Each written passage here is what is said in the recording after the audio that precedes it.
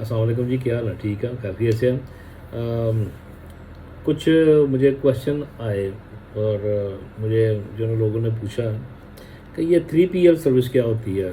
इसका मतलब क्या होता है कि 3PL यानी कि तो मैं आज आपको बताता हूँ कि 3PL सर्विस जो ना किसको कहते हैं और इसका फ़ायदा क्या होता है और इस पे जो है ना आप कैसे इसको जो है ना इससे फ़ायदा उठा सकते हैं, ठीक है ना? 3PL ये वाला 3PL ओके। अच्छा जी, 3PL का मतलब होता है कि थर्ड पार्टी लॉजिस्टिक। अब ये थर्ड पार्टी लॉजिस्टिक जो है ना ये काम क्या करती है, किस तरह से ये काम करती है और आपके ये कैसे जो है ना ये काम करेगी। एक चीज़ आपको मैं बताता हूँ। मैं मिसाल के तौर पर आप ने ई कॉमर्स करनी है और आपने पाकिस्तान से जो है ना पाकिस्तान से बैठ के और यूके में आपने माल फ़रोख्त करना है। कोई भी चीज़ है, कोई फॉर एग्ज़ाम्पल ये प्लायर ये आपने यूके की मार्केट में जो है ना इसको फ़रोख्त करना है, यानी कि आप यहाँ पर पाकिस्तान में हैं और यहाँ पर जो है ना आपने यूके में जो है ना प्रोडक्ट को बेचना है। और यूके में आपके जो ना मुख्तलिफ़ जगह के ऊपर जो ना आपके कस्टमर वहाँ पर बैठे हुए हैं, ठीक है जी।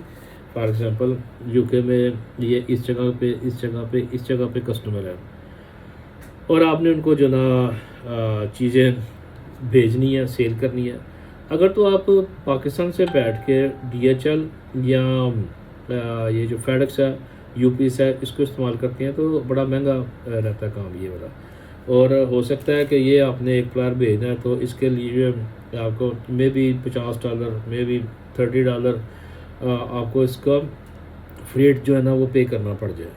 लेकिन इसकी अपनी जो कास्ट है इसकी वो सेलिंग प्राइस जो है ना उसकी मे बी $10 हो उसकी, और $10 के ऊपर आपने जो ना 25 30 $50 इसका फ्रेट पे करना है तो फिर वो फ़ायदा कोई ना हुआ, आपको भी कोई फ़ायदा नहीं, कस्टमर को भी वो अच्छा खासा महंगा मिलेगा। इसलिए वो कहते हैं कि चलो यार रहने दो, हमें यूके से मिल रहा है तो उधर से ही जो है ना हम इसको ख़रीदते हैं। यहाँ पर आ जाती है थर्ड पार्टी जो है ना लॉजिस्टिक। वो क्या करती है, वो ये करती है कि आप इस तरह के जो प्लायर्स हैं वो आप बना लेते हैं तकरीबन 1000 समझ लें, 1000 पीस आपने जो ना ये बनाया। अब इसको आपने पैक करके बाई सी जो है ना एक कंपनी है यहाँ पर यूके में, ठीक है ना, थर्ड पार्टी जो है लॉजिस्टिक जो है जो आपकी चीज़ों को रखेगी संभालेगी, उस कंपनी को आप भेज देते हैं। अब उस कंपनी का क्या किरदार है यहाँ पर, ये जो कंपनी है ना ये आपकी जो शिपमेंट जो है ना वो वसूल करेगी। उस शिपमेंट को अपने जो उनका जो वेयर हाउस है, जो उनका स्टॉक रूम है या वेयर हाउस है, वहाँ पर वो रख देगी। वो वहाँ पर जाके ऐसे वो रख देगी वो। अच्छा जी, रखने के बाद वहाँ पर आपकी चीज़ पड़ी हुई है और हर माह जो है ना वो आपसे उसका किराया वसूल करेगी, उसका रेंट जो है ना वसूल करेगी, क्योंकि आपने वो शिपमेंट वहाँ पर रखी है और उसको रखने के जो चार्जेस हैं ना वो आपसे वो वसूल करते हैं। आप यहाँ पर पाकिस्तान में बैठे हैं, यहाँ पर इस जगह के ऊपर, और कंप्यूटर आपके सामने है, आप मार्केटिंग कर रहे हैं और यूके में लोगों को कह रहे हैं कि जनाब हम ये जो है ना $15 में आपको देंगे और 2 दिन में जो है ना या ओवरनाइट या 3 दिन के अंदर अंदर आपको शिपमेंट भी मिल जाएगी। अगर आपने इसको वापस भी करना है तो आप यूके में ही इसको वापस कर सकते हैं। तो ये आप मार्केटिंग कर रहे हैं।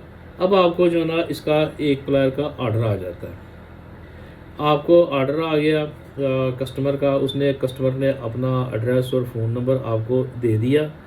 आपने यहाँ से क्या करना है कि यहाँ पे आप बैठे हुए हैं ना, यहाँ पे इस जगह पे आपने इस लॉजिस्टिक वाली कंपनी को कहना है कि जनाब ये वाला जो एक एड्रेस है, ये एड्रेस है, इस एड्रेस के ऊपर जो है ना इस एड्रेस के ऊपर ये प्लायर जो है ना भेज दो। वहाँ पर जो कंपनी इधर यूके में बैठी हुई है वो उसने इस प्लायर को लेना पैक करना है, पैक करके उसने इस एड्रेस के ऊपर जो है ना इसको सेंड कर देना है। इससे फ़ायदा आपको क्या हुआ कि आपको पाकिस्तान से बैठ के यहाँ से जो है ना ये प्लायर DHL के ज़रिए नहीं उधर भेजना पड़ा। आपने ऑलरेडी शिपमेंट एक बना के 1020 की ये शिपमेंट बना के यहाँ से UK में आपने 22 भेज दी। इन्होंने अपने वेयर हाउस में वो 1000 पीस वो रख लिए। आपको ऑर्डर आया, आपने इस कंपनी को कहा कि भाई ये एक प्लायर पकड़ो और ये प्लायर पकड़ के तो इस कस्टमर को जो है ना यहाँ पर वो सेंड कर दो, यानी कि इस कस्टमर को जो ना आप भेज दो। आप ये कंपनी जो है ना उसको प्लायर को पैक करेगी, पैक करके तो उस कंपनी को भेज देगी उस जगह के ऊपर, और उसको जो ना 1 दिन में 2 दिन में मिल जाएगा।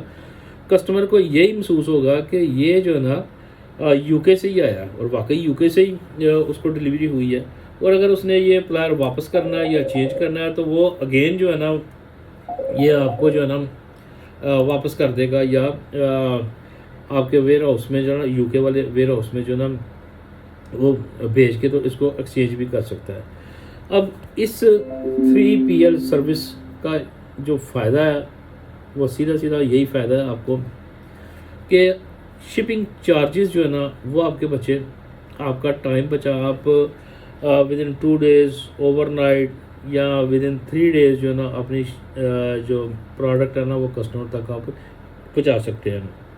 वो जो लॉजिस्टिक वाली जो कंपनी है वो एक तो आपसे वो चार्जेस लेगी क्योंकि उसकी जगह के ऊपर अपने ये प्रोडक्ट्स अपनी ना रखी हैं, वो उसका वो किराया लेगी। उसके बाद उसको पैक करना, और पैक करने के बाद उसने जो पोस्टल सर्विस वहाँ पर इस्तेमाल की है उसके चार्जेस वो आपसे लेगी, और इस तरह से आपकी प्रोडक्ट जो है ना वो UK में चली जाएगी। बल्कि अगर वहाँ से आप जर्मनी में भी भेजना चाहे तो वो भी आप वहाँ से वो डिलीवर करवा सकते हैं।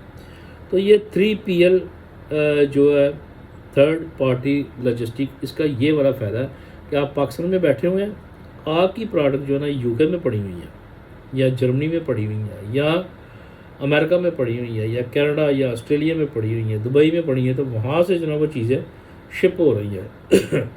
लेकिन आप पाकिस्तान में और पाकिस्तान से बैठ के आप जो है मार्केटिंग कर रहे हैं और यहाँ से जो है आप चीज़ें सेल कर रहे हैं, तो इसको हम कहते हैं 3PL। उम्मीद है आपको ये 3PL जो की टर्म जो है ना आपको समझ आ चुकी होगी। कोई क्वेश्चन वगैरह होगा तो आप मुझसे पूछ सकते हैं। Thank you.